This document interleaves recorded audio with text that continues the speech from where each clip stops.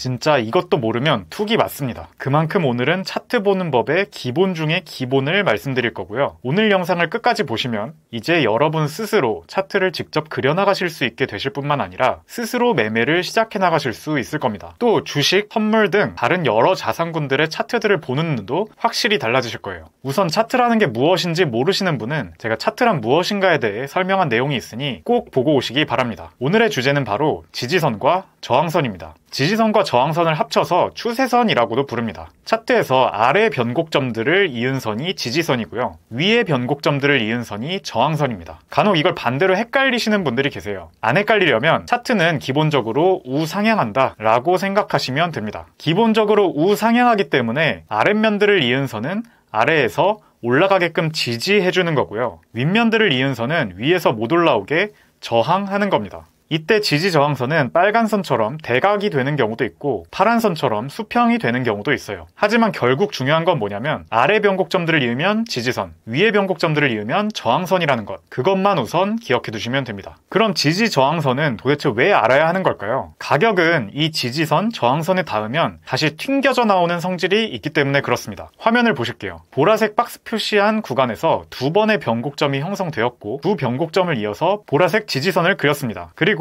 가격은 회색 화살표를 따라 반등을 했는데 더 이상 상승하지 못하고 다시 내려왔을 때 어디에서 튕겼죠? 아까 그렸던 지지선에서 다시 튕겨 올라갑니다. 이걸 지지선에서 지지를 받았다고 표현하죠. 그리고 다시 올라갔다가 다시 지지선까지 내려오니 또 지지를 받았죠. 그리고 또 다시 내려왔을 때 다시 한 번 더 지지를 받았습니다. 지지선이 한 번 형성되고 난 뒤에 총 3번이나 지지를 받고 튕겨 올라간 거예요. 그럼 우리는 이 성질을 매매에 어떻게 활용하면 좋을까요? 첫 번째 방법입니다. 지지선에 닿아서 지지를 받을 확률이 높을 때 매수를 하는 거예요. 화면에 보여드리는 사례만 해도 지지선이 형성되고 나서 총 3번이나 매수 기회가 있었죠. 단타를 좋아하시는 분은 3번 단타를 칠 수 있었고요. 중장투를 좋아하시는 분도 리스크를 최소화하는 지점에서 분할 매수를 3번 할 수 있었던 거예요. 이렇게 지지선에서 지지를 받는 시점을 매수 기회로 삼는 방법이 첫 번째 활용 방법입니다. 다음은 두 번째 방법입니다. 지지선이 뚫릴 때 매도를 하는 방법이죠. 지지선과 저항선의 중요한 성질이 또 하나 있는데 그것은 바로 지지선이 뚫리면 저항선으로,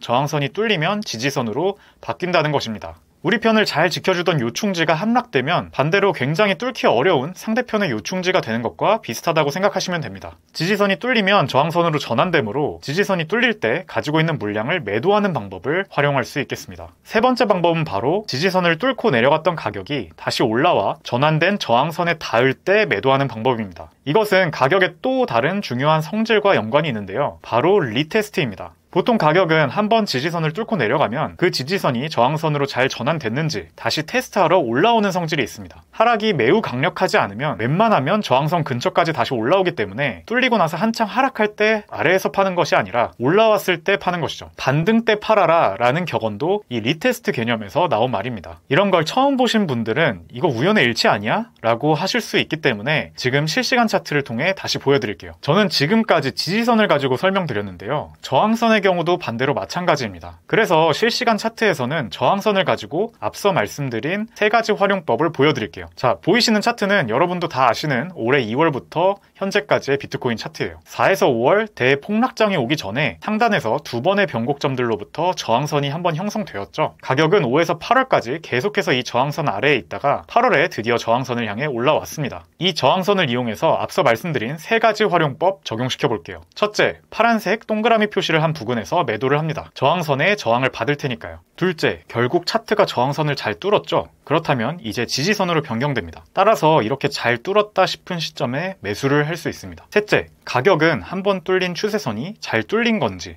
다시 리테스트를 하러 온다고 했죠. 이에 따라 주황색 원으로 표시한 부분에서 두 차례 매수를 할 수 있었습니다. 참고로 제가 9월 말경에 주황색 박스 구간에서 매수를 했고 해당 물량을 여전히 홀딩 중이라고 말씀드렸었는데요. 그때 매수를 했던 여러 근거 중에 하나가 바로 이 추세선 리테스트였다는 것. 이제는 왜 그때가 좋은 매수 타이밍 중 하나였는지 아시겠죠? 자, 이대로 끝내기 아쉽죠? 그럼 이제 현재로 와볼게요. 제가 남은 시드 전부 풀매수했다고 말씀드렸던 시점이 어디였을까요? 바로 우측 상단에 있는 파란색 동그라미 부분이었습니다. 지지선이 주요 매수 근거 중 하나였죠. 그렇다면 한 번 더 매수를 해볼 만한 시점은 언제일까요? 네, 만약 가격이 제가 핑크색 원으로 표시한 지점에 온다면 지지선에서 지지를 받고 다시 올라갈 확률이 높아질 것이니 나쁘지 않은 매수 타점이 될 수 있겠습니다. 반대로 이 지지선이 뚫리면 뚫리는 순간 또는 뚫리고 리테스트하러 올라올 때 매도 기회로 삼을 수 있겠죠. 오늘은 이렇게 지지선과 저항선의 주요 성질과 이를 활용하여 매수 매도 기회를 잡는 방법에 대해 말씀드렸습니다. 누군가 차트에서 가장 기본이 무엇인지 묻는다면 저는 이것을 고르고 싶을 만큼 아주 중요한 개념이라고 생각하기에 여러분들께서도 꼭 알고 계셔야 한다고 생각해서 차트 강의 영상의 첫 번째 주제로 선정해 보았습니다. 이렇게 실제 사례들을 보여드리며 설명을 드렸으니 더 이해가 잘 되셨길 바라고 앞으로 여러분의 차트 매매에 좋은 첫걸음으로 삼으셨으면 합니다. 다음 영상에서는 지지선 저항선 다음으로 가장 중요한 지표인 거래량은 어떻게 활용하는가에 대해 말씀드리겠습니다. 기대되시죠? 구독, 좋아요, 알림 설정까지 하고 기다려주세요. 지금까지 직장인 투자자 A였습니다.